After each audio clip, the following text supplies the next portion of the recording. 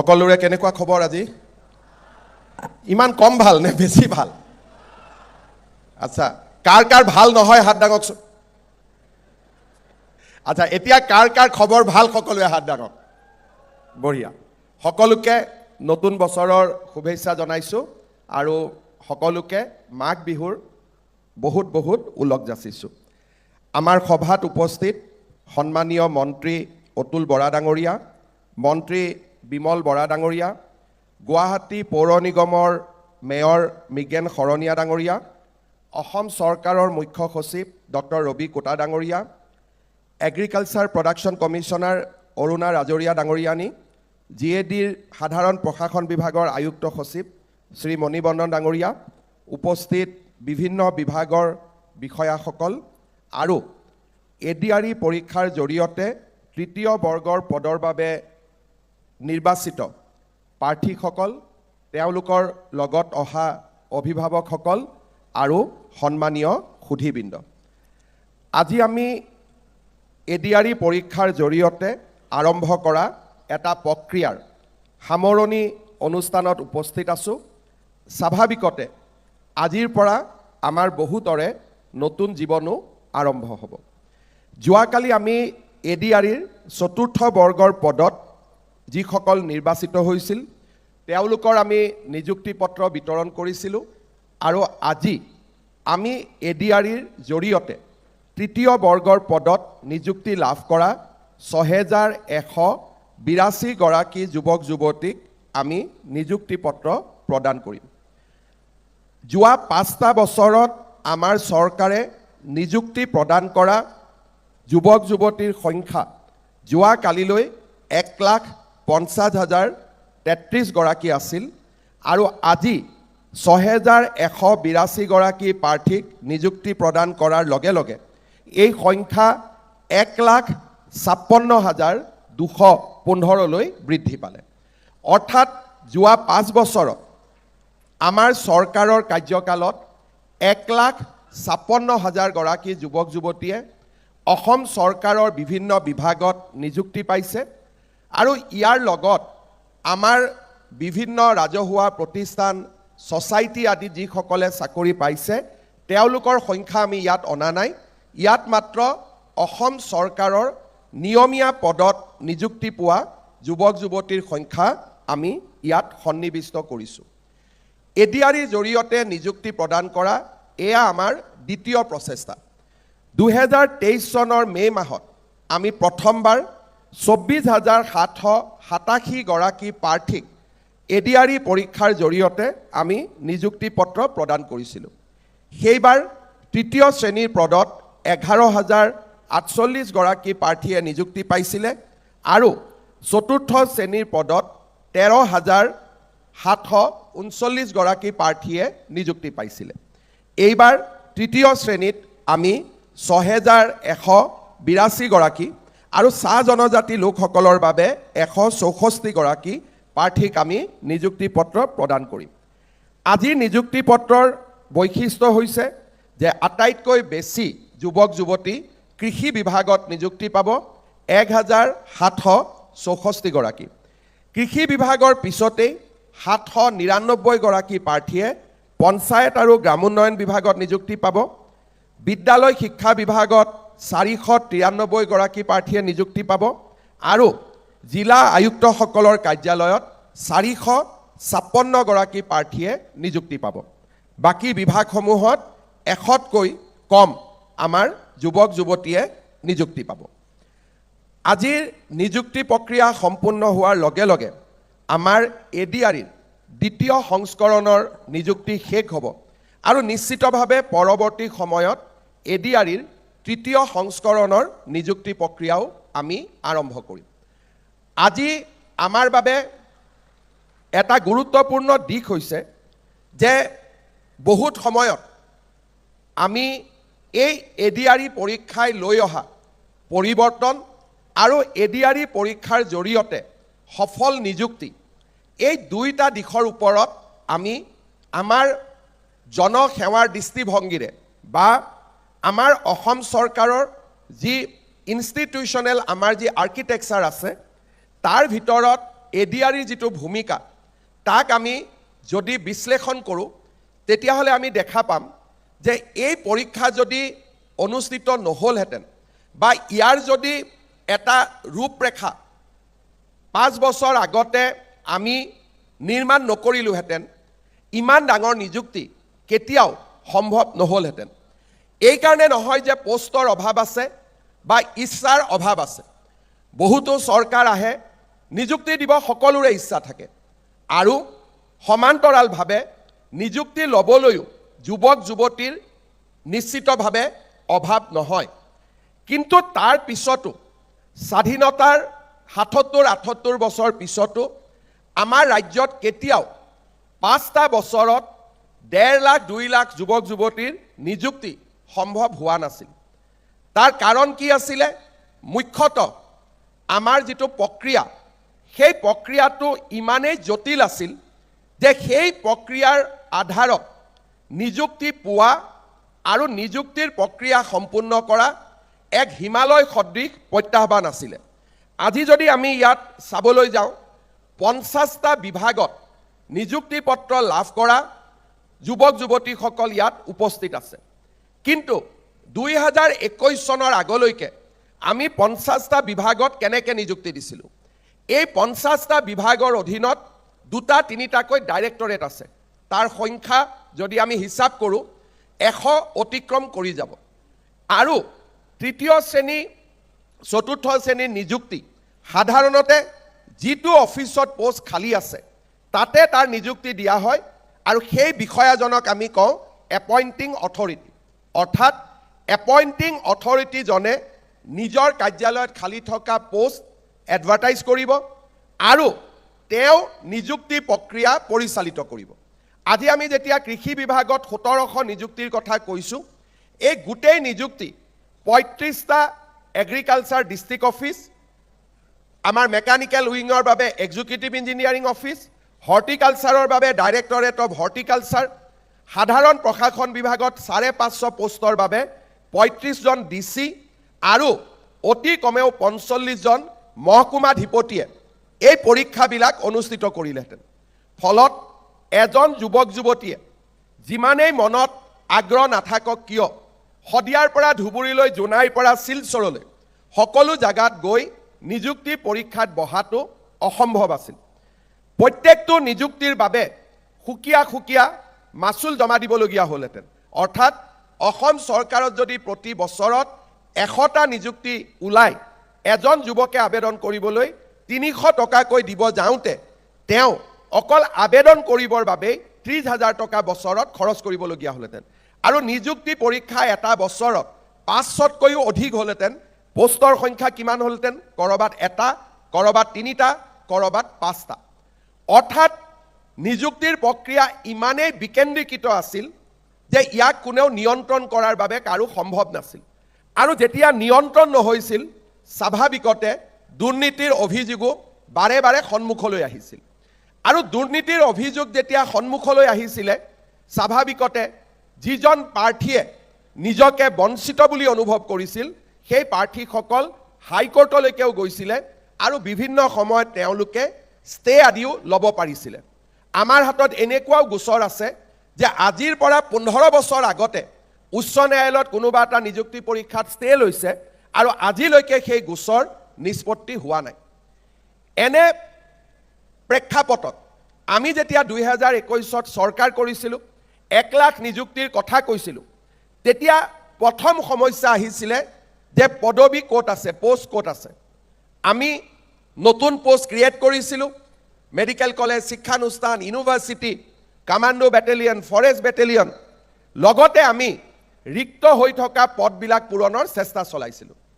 এটা সময়ত আমি হাত দাঙি দিছিলোঁ যে কোনো চৰকাৰৰ কাৰণেই 1 লাখ নিযুক্তি সম্ভৱ নহয় যদি 500-600 জাগাত যুৱক যুৱতীয়ে ইণ্টাৰভিউ দিব লাগে আৰু এটা কাৰো নিয়ন্ত্ৰণত নথকা ব্যৱস্থাৰ জৰিয়তে নিযুক্তি হয়। আমি লগে লগে চিন্তা কৰিছিলোঁ আমি তাৰ বিকল্প ক'ত বিচাৰি পাম।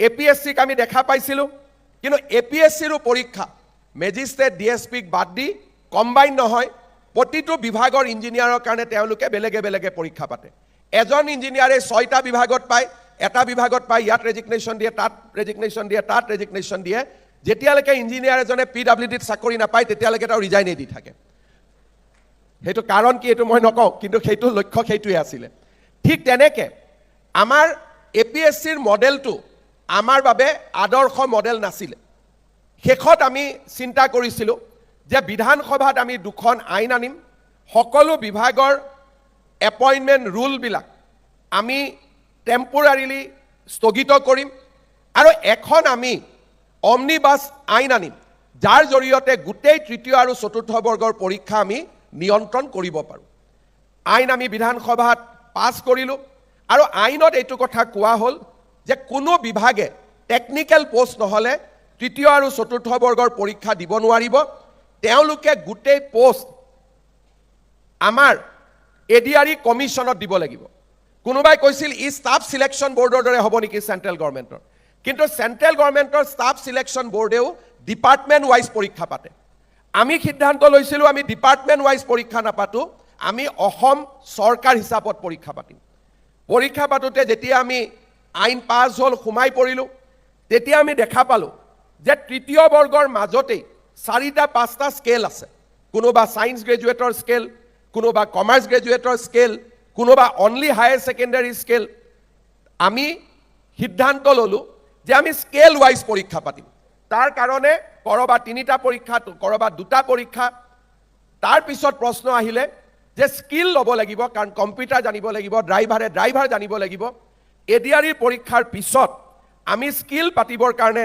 আগবাঢ়িবলগীয়া হ'ল আৰু তেনেকৈ এটা বহুল জটিল প্ৰক্ৰিয়াক আমি সমাহিত কৰি এটা আদৰ্শ মডেললৈ আমি ইয়াক ৰূপান্তৰ কৰিলোঁ আজি আমাৰ বাবে অত্যন্ত গৌৰৱৰ কথা যে যেতিয়া ভাৰতৰ মুখ্যমন্ত্ৰীসকলৰ সন্মিলনত মই এই ADREৰ মডেলটো প্ৰেজেণ্ট কৰিছিলোঁ যে অসমত আমি এনেকৈ নিযুক্তি দিছোঁ তাৰ পিছত ভাৰতৰ 15খনতকৈ বেছি ৰাজ্য অসমলৈ আহি ADRE পৰীক্ষা কেনেকৈ পাতিব লাগে আমাৰ পৰা তেওঁলোকে শিকি তেওঁলোকৰ ৰাজ্যত এই মডেলটো এতিয়া আৰম্ভ কৰিছে অসমে যি ৰাস্তা দেখুৱালে আজি সেই ৰাস্তা ভাৰতৰ বহুতো ৰাজ্যই অনুকৰণ কৰিছে আৰু নিযুক্তিৰ প্ৰক্ৰিয়া দেশজুৰি এটা শৃংখলিত কৰাৰ যিটো পথ তাতে আমাৰ ৰাজ্যখনে আজি অৱদান জনাব পাৰিছে যেতিয়া আমি ADRE ৰিজাল্ট দিওঁ তাৰ পিছত ৰিজাল্ট পাছ কৰাৰ পিছতে আমাৰ যুৱক যুৱতীসকল অধৈৰ্য হৈ যায় যে লগে লগে আমাক এপইণ্টমেণ্ট লেটাৰখন লাগে দুই এজনে হোৱাটছআপত গ্ৰুপো খুলি ল'লে ফেচবুকতো দিয়া আৰম্ভ কৰিলে চৰকাৰী চাকৰিয়ালৰ চিফ সেক্ৰেটাৰী অলপ আগতে কৈ গৈছে ইম্পেচেণ্ট অৰ্থাৎ অধৈৰ্য আৰু চৰকাৰী চাকৰিয়াল দুটা বিপৰীতমুখী ব্যৱস্থা অধৈৰ্যতাই কি কৰে যেতিয়া আমি চাকৰি পাম আৰম্ভণিত যেতিয়া আমি অধৈৰ্য হ'ম য'তে আমি মিষ্টেক কৰিম পেনশ্যন পোৱাৰ সময়ত এজিয়ে ক'ব যে আজিৰ পৰা 30 বছৰ আগতে এই ল'ৰাজনৰ ছাৰ্ভিচ বুকত এইটো মিষ্টেক আছিল আৰু ই যেতিয়ালৈকে কাৰেক্ট হ'ব নোৱাৰে তেতিয়ালৈকে মানুহজনে পেনশ্যন নাপায় 25 বছৰ গভৰ্ণমেণ্টত থাকি মই এনেকুৱা বহুত ব্যক্তিক লগ পালোঁ চাকৰিৰ আৰম্ভণিতে কৰা অধৈৰ্য ব্যৱস্থাৰ কাৰণে পৰৱৰ্তী সময়ত যেতিয়া আটাইতকৈ জীৱনত পেনশ্যন কেইটাৰ প্ৰয়োজনীয় পেনশ্যন নহ'লে আমি চলিব নোৱাৰোঁ সেই সময়ত মানুহজনে অফিচে ঘূৰি ফুৰিবলগীয়া হয় কাৰণ আমাৰ ব্যৱস্থা এনেকুৱা যে আমাৰ ইয়াতে ৰেকৰ্ডে কথা কয় মানুহৰ আবেগ অনুভূতিয়ে কথা নকয় আজি আমি ADREত নিযুক্তি ল'লোঁ এই নিযুক্তি পোৱাৰ পিছত ৰিজাল্ট দিয়াৰ পিছত যিটো প্ৰক্ৰিয়া সেই প্ৰক্ৰিয়াটো হ'ল আটাইতকৈ বেছি জটিল ৰিজাল্টটো দি দিলোঁ এতিয়া এজন ল'ৰাই যদি 417 নম্বৰত 10জন ল'ৰাই পৰীক্ষাত পাছ কৰিছে কিন্তু সেই স্কেলত পোষ্ট 9টা আছে তলৰ স্কেলত পোষ্ট আছে 10জন একে নম্বৰ পাইছে কোনজনক তলৰ স্কেলত আমি দিম আইনৰ সিদ্ধান্ত কেনেকুৱা মইতো সকলোৱে সমান নম্বৰ পাইছোঁ তাতে আমি নতুনকৈ চিন্তা কৰিব লাগে যে ইয়াৰ প্ৰক্ৰিয়া কি হ'ব ADREত এইবাৰ মই দেখিছোঁ বহুতে একে নম্বৰ পাইছে আমি কৈছিলোঁ যোনে বেছি নম্বৰ পায় সিয়ে ডাঙৰ স্কেলটোত যাব যোনে কম নম্বৰ পায় সি তলৰ স্কেলটোত যাব কিন্তু একেটা নম্বৰ যদি একেটা স্কেলত যায় কোনজন তলত যাব কোনজন ওপৰত যাব তাৰ পিছত 500 এপইণ্টিং অথৰিটি আমি পৰীক্ষা পাতিব পাৰোঁ নিযুক্তি দিব নোৱাৰোঁ নিযুক্তি পত্ৰ ডিচি ডিব্ৰুগড়ে দিব লাগিব, নিযুক্তি পত্ৰ আমাৰ ডাইৰেক্টৰ হৰ্টিকালচাৰে দিব লাগিব, এগ্ৰিকালচাৰ ছেক্ৰেটাৰীয়ে দিব নোৱাৰে, নিযুক্তি পত্ৰ PWDৰ এক্সিকিউটিভ ইঞ্জিনিয়াৰজনে দিব লাগিব। আমি তাকো সংস্কাৰ কৰিলোঁ যে নহয়, আমি এক জেগাত নিযুক্তি দিম। এক জেগাত নিযুক্তি দিলে প্ৰমোশ্যনৰ কাৰণে ST SC OBC ৰোষ্টাৰ আমি কেনেকৈ মেইনটেইন কৰিম? এই ৰিজাল্ট দিয়াৰ পিছত যিখিনি কাম 50টা ডিপাৰ্টমেণ্টক ভগাই দিয়া, 50টা ডিপাৰ্টমেণ্টে 100টা ডাইৰেক্টৰেটক ভগাই দিয়া, আৰু 100টা ডাইৰেক্টৰেটে 500 এপইণ্টিং অথৰিটিক পোষ্ট ভগাই দিয়া, maintaining roster ST SC OBC। ই এক কঠিন কাম আছিলে। হোৱাটছআপ গ্ৰুপত মেছেজ দিয়া পৃথিৱীৰ আটাইতকৈ সহজ কাম, চৰকাৰক গালি পাৰি ফেচবুকত পোষ্ট দিয়া পৃথিৱীৰ আটাইতকৈ সহজ কাম।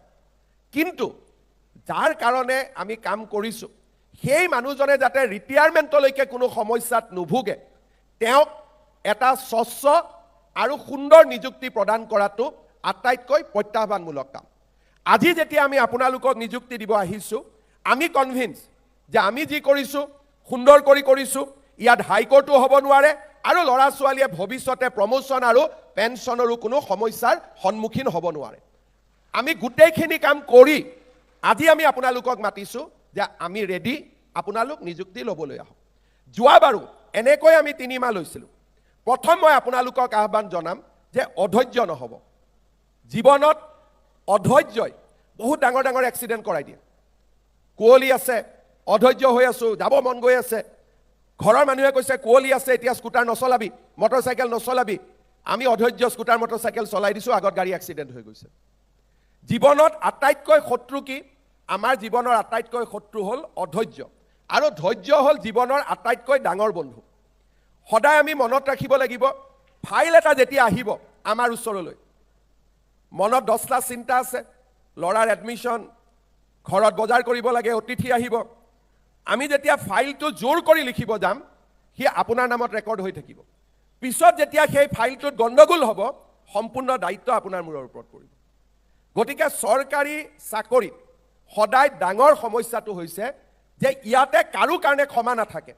প্ৰাইভেট কোম্পানীত মালিকে যদি জানে যে ল'ৰাজন ভাল, ভুল হৈ গৈছে, তাক একো নাই, ল'ৰাজন ভাল, সদায় ভাল কাম কৰে, আজি এটা সৰু ভুল কৰিছে। গভৰ্ণমেণ্ট চাকৰিত চৰকাৰক আপোনালোকে যিমানেই সহায় নকৰক কিয়, এটা সৰু ভুলো ইয়াত যদি ধৰাত পৰে, ধৰাত নপৰালৈকে সকলো ভাল, ধৰাত পৰাৰ পিছত এটা সৰু ভুলে গোটেই জীৱনটো আমাক পিছত খেদি ফুৰিব। কাৰণ গভৰ্ণমেণ্টত ছাবজেক্টিভ কথা নাথাকে যে ইয়াক আমি হ'ব, ল'ৰাটো ভাল, বাদ দিওঁ। বাদ কোনেও দিব নোৱাৰে, বোলে মাত্ৰ এটকাৰহে গণ্ডগোল। ধৰাত নপৰালৈকে চৰকাৰী মানুহে কোটি টকা খাব পাৰে, কিন্তু ধৰাত পৰাকৈ এটকাও খাব নোৱাৰে। এইটো হৈছে চৰকাৰী চাকৰি বিড়ম্বনা। মানে ক'ব ই কোটি কোটি টকা খাই আছে, ধৰাত পৰা নাই, মই মাত্ৰ পেট্ৰল 2 লিটাৰৰ জেগাত 4 লিটাৰ পৰালোঁ, মোৰ এইটোৱে দুখ হ'ল নে? ধৰাত নপৰালৈকে ক'তো ভুল নাই। আৰু ডাঙৰ ডাঙৰ আপোনালোকে দেখিছে যে সকলোৱে টকা কৰি আছে, ভালো লাগে, সেইকাৰণে মানুহে PWDত চাকৰি খোজে, শ্ৰীৰামপুৰ চেকগেটত যাব খোজে, সেইবিলাক থাকে মানুহৰ। কিন্তু ধৰাত পৰিলে তেতিয়া ইয়াত একো নাথাকে, ধৰাত নপৰালৈকে সকলো ভাল। আৰু আমাৰ ইয়াতে সদায় এচাম মানুহ থাকে, কামটো ধুনীয়াকৈ মই কৰি দিম, চহীটো আপুনি মাৰি দিয়ক। কাৰণ চৰকাৰত চহীটোৱে শেষ, কামটো কোনে কৰিছে সেইটো কথা নহয়, যোনে চহী মাৰিছে সিহে দায়বদ্ধ হ'ব, চহী নামাৰা মানুহকেইটা দায়বদ্ধ নহয়। 3য় শ্ৰেণীৰ চাকৰিৰ আটাইতকৈ ডাঙৰ সমস্যা কি? চববিলাক ফাইল আপোনালোকে আৰম্ভ কৰিব, অফিচাৰে ফাইলটো পিছত পাব। 3য় শ্ৰেণীৰ চাকৰিত ফাইল সদায় আপোনালোকে আৰম্ভ কৰিব। যদি ধৈৰ্য নাথাকে, সদায় আৰম্ভণি কৰা মানুহজনেই দায়বদ্ধ হ'ব লাগে, আৰু শেষ মানুহজন দায়বদ্ধ হ'ব লাগে। মাজৰ কেইজনকে আমিতো খালি আগবঢ়াইহে দিছিলোঁ। দায়িত্ব প্ৰথমজন আৰু লাষ্টৰজনৰ, মাজৰ মানুহখিনি চলি থাকিব পাৰে। সেইকাৰণে মই সকলোকে আহ্বান জনাম যে আজি যিহেতু আমি জীৱনৰ এটা নতুন পথত সোমাইছোঁ, ধৈৰ্য আৰু অসীম ধৈৰ্য। মই প্ৰাইভেট চাকৰি এৰি দিলোঁ, গতিকে লগে লগে চৰকাৰী চাকৰিটো লাগে, মামা নহ'লে আমি কেনেকৈ চলিম, এই ছিষ্টেমবিলাক ইয়াত নচলে। যি আছিলোঁ, কালিলৈকে আমি এৰি দিলোঁ। আজিৰ পৰা যেতিয়া আমি চাকৰিত জইন কৰিম, আমাৰ অসীম ধৈৰ্য, প্ৰতিখন কাগজ পঢ়ি তাক ফাইলত আগবঢ়াই লোৱা, প্ৰতিটো ঘটনা প্ৰবাহে কেনেকৈ মানুহক প্ৰভাৱিত কৰিব তাৰ সম্যক বিশ্লেষণ। এই ধৰণে আমি অহা 30টা বছৰ নিজক আগুৱাই লৈ যাব লাগিব। মই 2-3টা কথা ক'ম।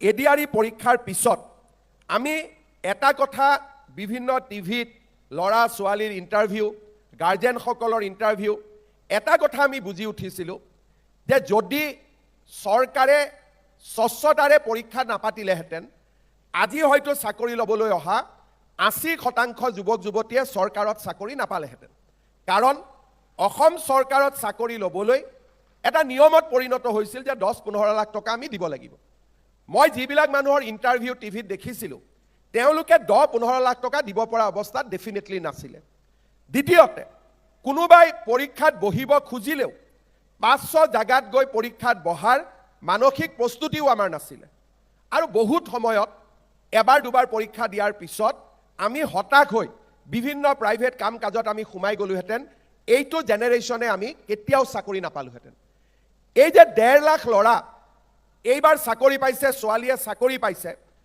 সাধাৰণতে অসমৰ একাংশ মিডিয়া আছে মোক বহুতে বেয়া পায় চেষ্টাও কৰিছে যে ক'ৰবাত আমাৰ ৰিলেটিভ আছে নেকি ক'ৰবাত মন্ত্ৰী বিধায়কৰ ৰিলেটিভ আছে নেকি ক'ৰবাত কুৱেশ্যন পেপাৰ লিক হৈছে নেকি ক'ৰবাত কিমান পৰীক্ষাৰ আগত হাজাৰটা প্ৰশ্ন কিন্তু এটাও ভুল উলিয়াব নোৱাৰা কাৰণে আজি আমি ইয়াত আহি সমবেত হৈছোঁ পৰীক্ষাৰ প্ৰশ্ন কাকতখন লিক কৰোৱাৰ পৰা সিকিউৰিটিয়ে চেক কৰোঁতে মোক ভালকৈ চেক কৰিলে নে বেয়াকৈ চেক কৰিলে তাৰ বিতৰ্কৰ পৰা এছাম লোকৰ প্ৰচেষ্টাই আছিলে যে যেনে তেনে নিযুক্তি হ'ব নালাগে আৰু হয়তো বেলেগ যদি হ'লহেঁতেন তেওঁলোকৰ ওচৰত আত্মসমৰ্পণ কৰিও দিলেহেঁতেন যে হ'ব আৰু ইমান কৰিব নালাগে আপুনিও দুটা পোষ্ট লওক ময়ো দুটা পোষ্ট দি দিওঁ কিন্তু আমি অসমৰ ভৱিষ্যতৰ কাৰণে আমি সিদ্ধান্ত লৈছিলোঁ যে আমি মেৰিটত কম্প্ৰমাইজ নকৰোঁ এটা টকাও কাকো আমি ঘোষ খাব নিদিওঁ আৰু আজি তাৰ কাৰণে আমি ইয়াত আহি উপস্থিত হ'ব পাৰিছোঁ এতিয়া আমাৰ দায়িত্ব কি আমি উই আৰ প্ৰডাক্ট অফ ট্ৰান্সপাৰেন্সি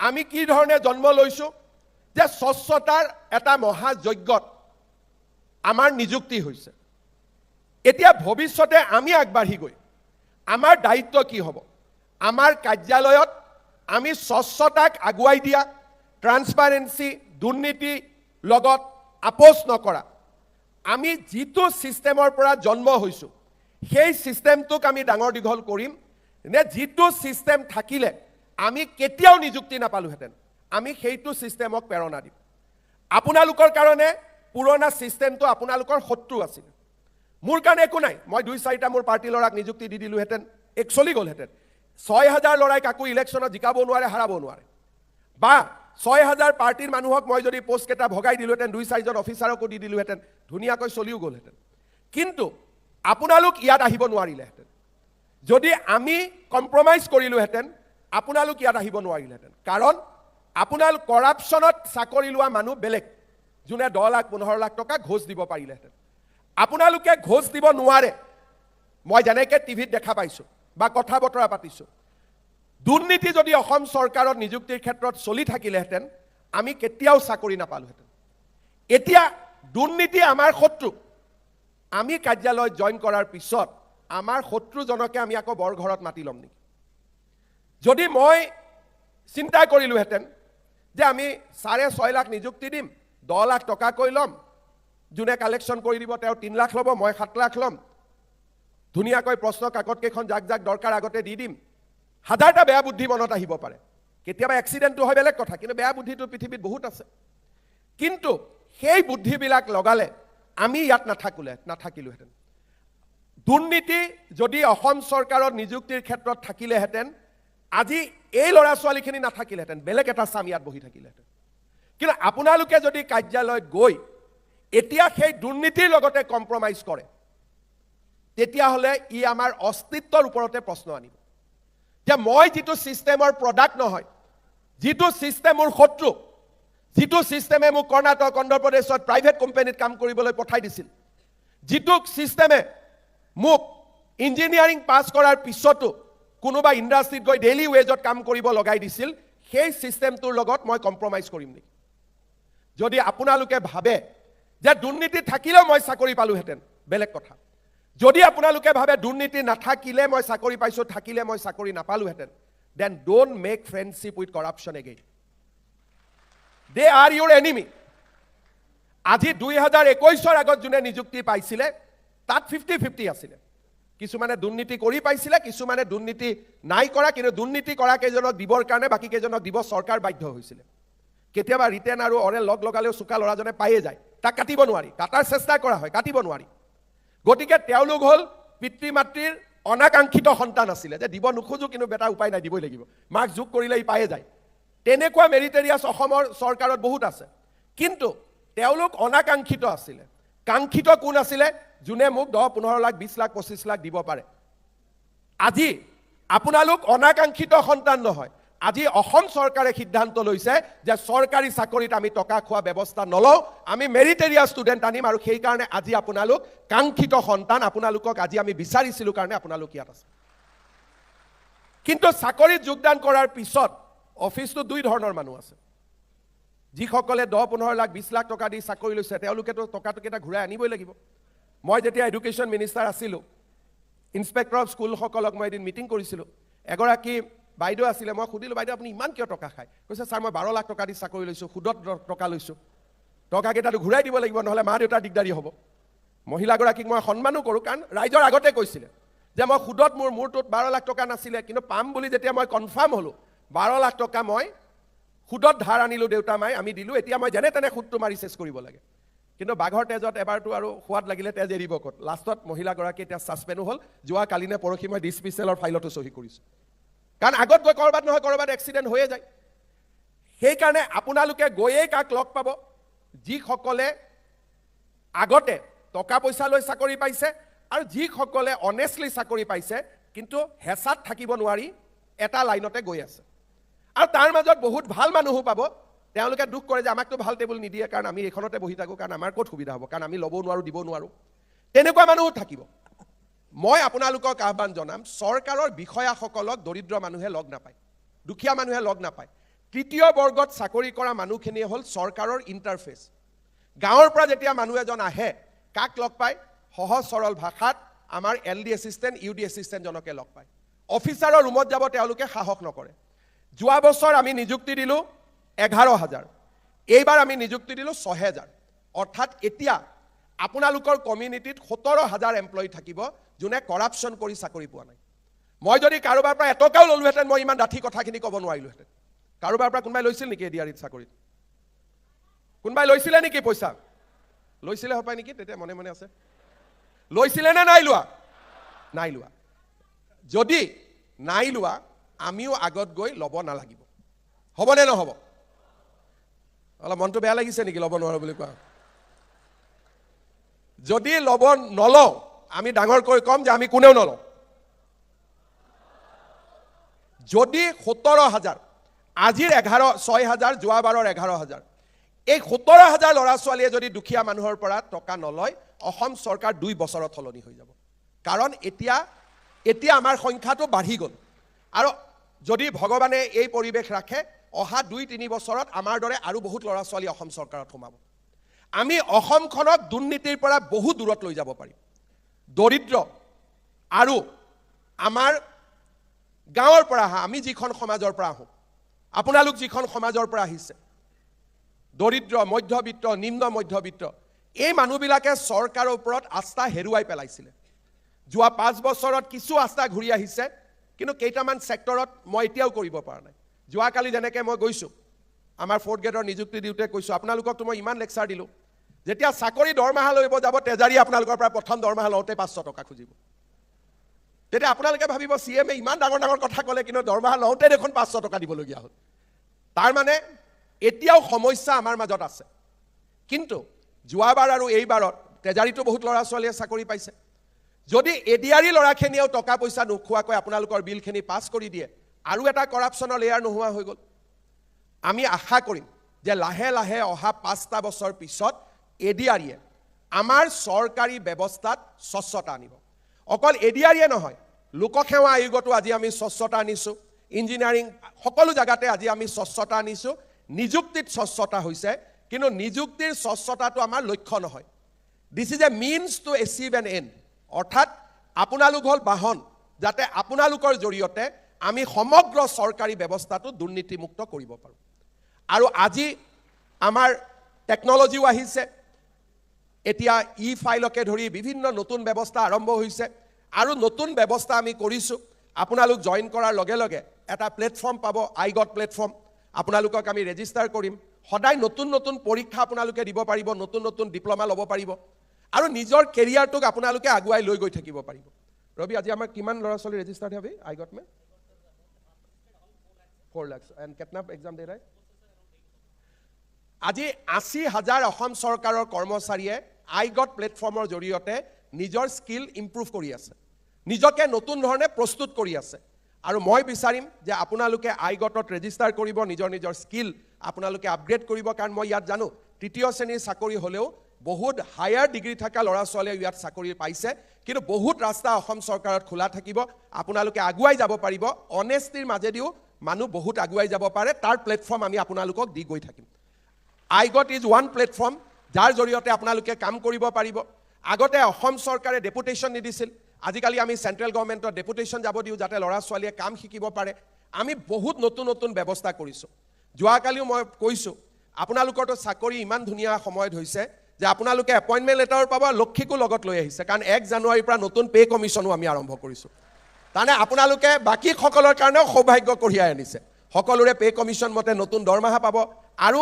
চৰকাৰে আমাৰ বহুত ব্যৱস্থা আজিকালি হাতত লয় আমাৰ যদি কাৰোবাৰ কেতিয়াবা দুৰ্ঘটনা হয় মৃত্যু হয় সামাজিক সুৰক্ষাৰ বহুত ব্যৱস্থা আমি হাতত লৈছোঁ আপোন ঘৰ আপোন বাহন ঘৰৰ কাৰণে লোন ল'ব পাৰোঁ আপোন বাহন লোন ল'ব পাৰোঁ চৰকাৰী কৰ্মচাৰীৰ কাৰণে চৰকাৰে এতিয়া অজস্ৰ ব্যৱস্থা হাতত লৈছে যাৰ জৰিয়তে আমি এটা সন্মানৰ জীৱন দুৰ্নীতি নকৰাকৈও আমি আগবঢ়াই লৈ যাব পাৰোঁ মই আপোনালোকক নিশ্চিতভাৱে সেই সন্মানৰ জীৱনৰ বাবে আপোনালোকক আহ্বান জনাম এটা 2-3টা বাহিৰা কথা কওঁ বিয়া কোনে কোনে কৰি থৈছে হাত দাগক কাৰ কাৰ বিয়া হৈছে বিয়া হোৱা বুলি ক'লে বেয়া পাব নেকি ঘৈণীয়ে বেয়া নাপায় না ঘৈণীজনী কিয় বেয়া ভালহে পাব কাৰ কাৰ বিয়া হৈছে হাত দাগক ঠিক আছে কাৰ কাৰ বিয়া হোৱা নাই হাত দাগক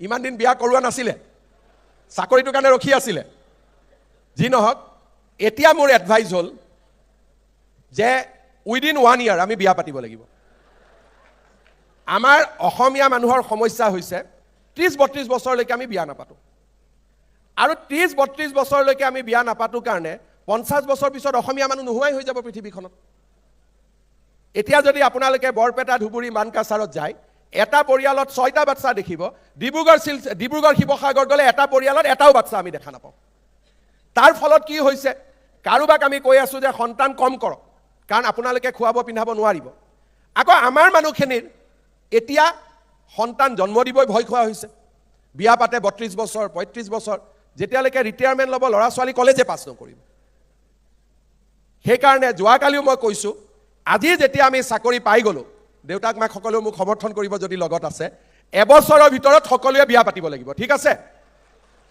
আৰু বিয়াৰ নিমন্ত্ৰণী চিঠিখন মোলৈকে পঠাই দিব য'ত য'ত পাৰোঁ যাবৰ কাৰণে হ'ব ফেচবুকত দি দিলে হ'ব যে বিয়া পাতিলোঁ বুলি এবছৰৰ ভিতৰত আমি চবে বিয়া পাতিব লাগে যাতে ৰিটায়াৰমেণ্টৰ সময়লৈকে আমাৰ ল'ৰা ছোৱালী সেটেল হ'ব পাৰে 3টা বাচ্চা জন্ম দিব নালাগে কিন্তু এটাটো ৰখিব নালাগে 3টা নালাগে কিন্তু এটাটো ৰখিব নালাগে কাৰণ আমি অসমীয়াবিলাক থাকিব লাগিবতো এই সেন্সাছৰ পিছত আপোনালোকে দেখিব আমিবোৰ প্ৰায় নোহোৱাই হৈছোঁ বুলি গতিকে সকলো যুৱক যুৱতীয়ে এবছৰত বিয়াও পাতিব আৰু 2টা সন্তান জন্মও দিব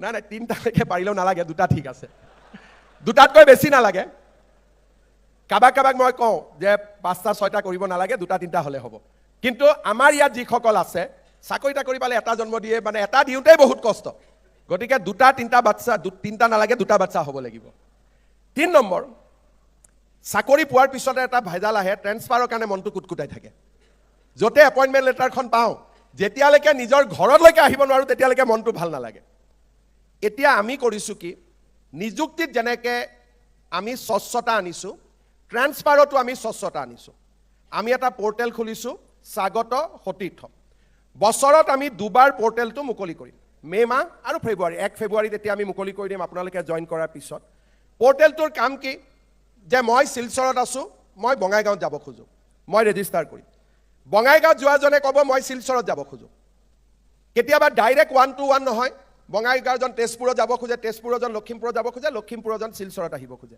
4টা-5টা ৰাউণ্ড মাৰিলেও চেইন এটা হয়। আমি চৰকাৰত নিয়ম কৰিছোঁ যে এতিয়া আৰু আমি ট্ৰেন্সফাৰৰ ফাইল প্ৰচেছ নকৰোঁ।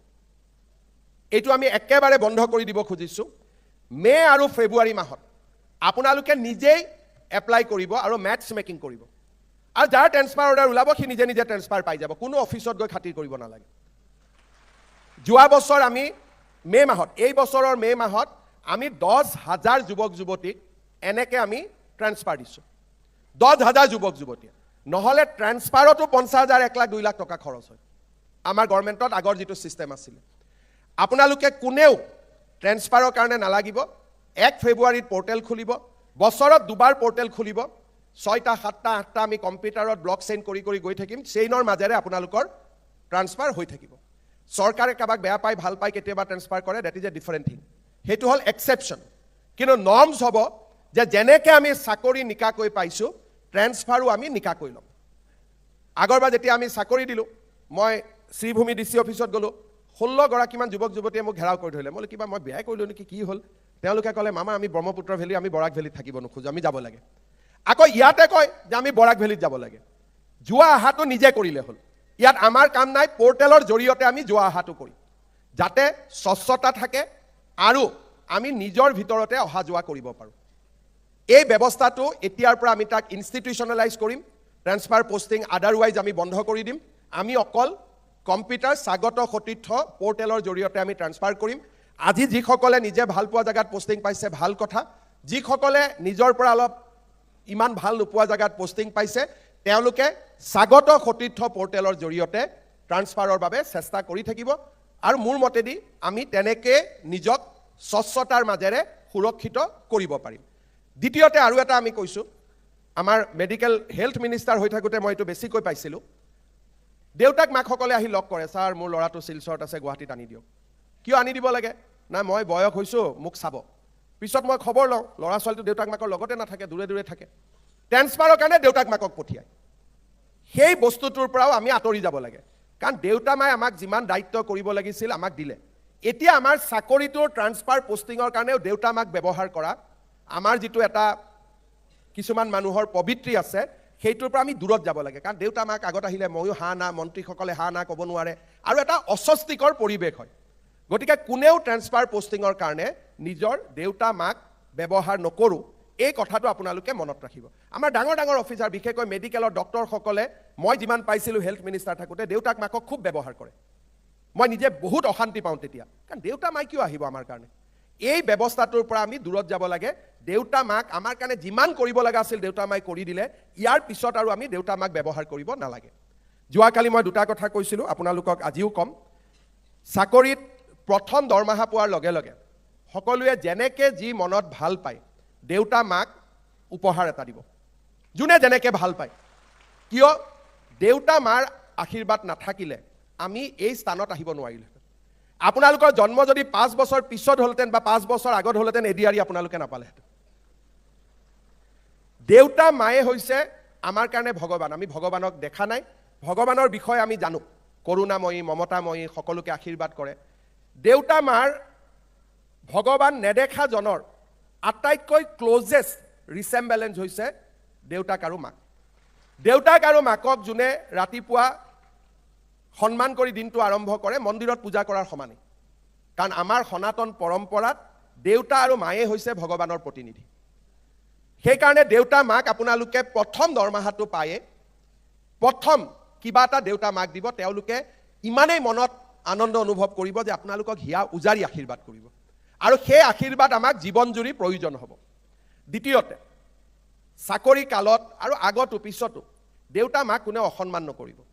বহুত ল'ৰা ছোৱালী আছে নিজৰ ল'ৰা ছোৱালীক ইমান ভাল পায় যে দেউতাক মাকৰ কাৰণে সময় নাই, কিন্তু নিজৰ ল'ৰা ছোৱালীয়েও চাই থাকে দেউতাক মাকক যে মোৰ দেউতাই দেখোন তেওঁৰ দেউতাকক সন্মান নকৰে, মোৰ দেউতাই যে দেখোন নিজৰ মাক সন্মান নকৰে। ল'ৰা ছোৱালীৰ মনত ৰেজিষ্টাৰ হয় যে তাৰমানে parents are not to be respected. তেতিয়া কি হয়, ডাঙৰ হোৱাৰ পিছত ল'ৰা ছোৱালীয়ে আমাকো ৰেচপেক্ট নকৰা হয়। সেইকাৰণে আমাৰ সনাতন ধৰ্মত সদায় আমি পৰিয়ালৰ ঐতিহ্য পৰম্পৰাক সদায় আমি গুৰুত্ব দিছিলোঁ। ককাকৰ পৰা দেউতাক, দেউতাকৰ পৰা পুতেক, পুতেকৰ পৰা নাতিনীয়েক, এটা প্ৰবাহমান ঐতিহ্য। আজিকালি কৰবাত একেলগে নাথাকো কাৰণে ফেমিলি ট্ৰেডিশ্যনছবিলাক নোহোৱা হৈছে কিন্তু আমি তাক পুনৰ প্ৰতিষ্ঠা কৰিব লাগিব because without value and ethics এখন সমাজ কেতিয়াও বাচি থাকিব নোৱাৰে মই যদি মোৰ দেউতা মাক সন্মান নকৰোঁ দেউতা মাক ডক্টৰৰ ওচৰত লৈ নাযাওঁ দেউতা মাক বিহুত গৈ মাত নিদিওঁ উৰুকাত গৈ মাত নিদিওঁ মোৰ ল'ৰা ছোৱালীও ডাঙৰ হোৱাৰ পিছত মোক মাত নিদিয়ে কাৰণ ল'ৰা ছোৱালীয়ে অবজাৰ্ভ কৰি শিকে দেউতাক মাকক অবজাৰ্ভ কৰি শিকে বহুত দেউতাক মাকক মই দেখিছোঁ ল'ৰা ছোৱালীৰ কাৰণে ইমান ব্যস্ত হৈ থাকে নিজৰ দেউতাক মাকক পাহৰি যায় তাৰ পিছত সেই ল'ৰা ছোৱালীয়ে ডাঙৰ হৈ আমি দেউতা মাক যিটো ব্যৱহাৰ কৰিছোঁ আমাকো সেইটোৱে ব্যৱহাৰ কৰা আৰম্ভ কৰে সেইকাৰণে গোটেই জীৱনৰ বাটত দেউতা মাক আমি যিমান পাৰোঁ কেয়াৰ ল'ম আমি যত্ন ল'ম এই কথাকেইষাৰ মনত ৰাখিব তৃতীয়তে নেদেখাজনৰ আশীৰ্বাদ নহ'লে একোৱেই নহয় এবছৰ 6 মাহৰ পিছত দৰমহা পালে নিজক সেটেল কৰিলে সব ভাল হ'ল ঘৰৰ কাষৰ নামঘৰটো বা মন্দিৰত দামী নহয় এখন সিলিং ফেন দিলে এটা ঘড়ী দিলে চাকিটো জ্বলাবৰ কাৰণে চাকিদানি এটা বনাই দিলে কিবা নহয় কিবা এটা ভগৱানক আপোনালোকে উৎসৰ্গা কৰিব কাৰণ গোটেই জীৱনত সেই ভগৱানে আমাক সুৰক্ষা দিব মনৰ পৰা কতো কোনো তাত কথা নাই যে 1 লাখ দিব লাগিব 50,000 দিব লাগিব 101 টকাৰ বস্তু এটা দিয়ক কিন্তু কিবা এটা মনৰ পৰা আপোনালোকে গাঁৱৰ নামঘৰ মন্দিৰটোত ওচৰৰ নামঘৰ মন্দিৰটোত আপোনালোকে আগবঢ়াব দেউতা মাক উপহাৰ এটা দিব জীৱন জুৰি দেউতা মাক মান সন্মান কৰিব আৰু ভগৱানৰ লগত নিজক সদায় ওচৰত ৰাখিব ভগৱানৰ পৰা দূৰত নাযাব আপোনালোকে দেখিব আপোনালোকৰ জীৱনত বহুত বেছি মংগল হ'ব কাৰণ আমি সদায় মনত ৰাখিব লাগিব যে আমি পংকিল পৃথিৱীত পংকিল সমাজত আমি কেতিয়াও চাকৰি নাপালোঁ আমি যিখন অসম আছিলে ৰাকেশ পালৰ অসম তাত আমি কেতিয়াও চাকৰি নাপালোঁ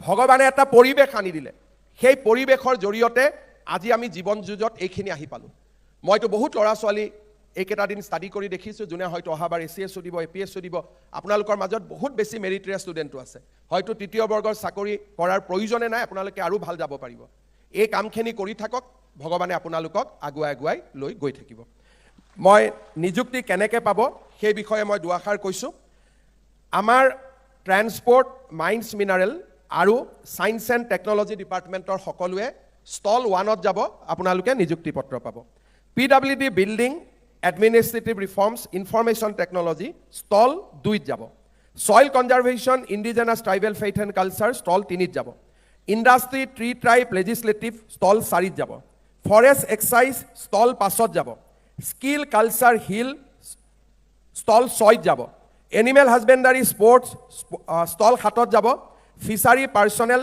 ষ্টল 8ত labour information public relation social justice housing minority border এখেতসকল ষ্টল 9ত যাব tribal affair higher education technical election higher education tourism governor secretariat water resource power judicial stall 10ত যাব ফুড আৰু food and public distribution food and civil supply stall 11ত যাব বাকী আমি আপোনালোকক এখন ইয়াতে আমি এখন পুস্তিকা দিছোঁ সকলোৱে পাইছে এইকেইটা ডিপাৰ্টমেণ্ট কৃষি বিভাগ পঞ্চায়ত বিভাগ বিদ্যালয় শিক্ষা বিভাগ সাধাৰণ প্ৰশাসন বিভাগ জলসিঞ্চন গৃহ ৰাজনৈতিক ৰাজহ দুৰ্যোগ বিত্ত জনস্বাস্থ্য কাৰিকৰী মহিলা শিশু ৰূপান্তৰ আৰু উন্নয়ন সমবায় লোক নিৰ্মাণ পথ বিভাগ ৰাতি 9টা বজাত আমাৰ ডিপাৰ্টমেণ্টৰ ৱেবছাইটৰ পৰা আপোনালোকে এপইণ্টমেণ্ট লেটাৰখিনি ডাউনলোড কৰি ল'ব আৰু এই কিতাপখন সকলো তাতে ডিপাৰ্টমেণ্ট কেইটাৰ ৱেবছাইট